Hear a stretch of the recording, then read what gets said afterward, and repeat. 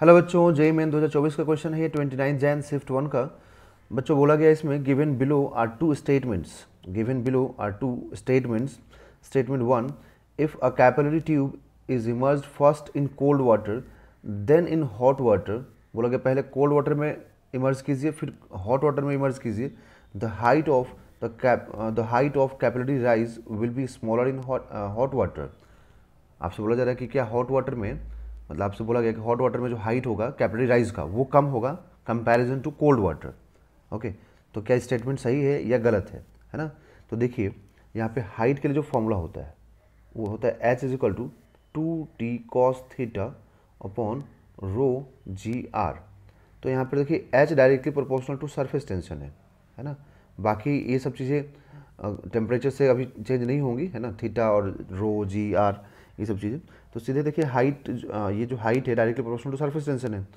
And जब हम temperature rise करते हैं, है ना, यहाँ पर मैं लिख रहा हूँ, जब हम टेम्परेचर राइज करते हैं, ठीक है, तो ये हमेशा ध्यान रखिएगा, जैसे टेम्परेचर राइज करोगे तो जो सरफेस टेंशन है ना, वो सरफेस टेंशन भी क्या होता है यहाँ पर डिक्रीज होने लगता है। टेम्परेचर बढ़ाने से सरफेस टेंशन डिक्रीज होने लगता है, ये इन्वर्सली प्रोपोर्शनल होता है। और जब सरफेस टेंशन डिक्रीज होगा तो ऑब्वियस सी बात है कि हाइट भी डिक्रीज होगी। ओके, तो इसका मतलब हॉट वाटर में जाएगा तो इसका जो हाइट होगा वो कम हो जाएगा। तो स्टेटमेंट 1 तो करेक्ट दिख रहा है मुझे। If a capillary tube is immersed first in cold water then in hot water, the height of capillary rise will be smaller in cold water. नहीं, ये गलत है बच्चों। कोल्ड वाटर में हाइट कम नहीं होगा, कोल्ड वाटर में ज़्यादा होता है, ठीक है, और इसमें कम होता है ना। हॉट वाटर में हाइट कम हो जाता है क्योंकि इंटरमोलिकुलर जो फोर्स होता है ना वो क्या होता है वहाँ पर स्मॉल हो जाता है।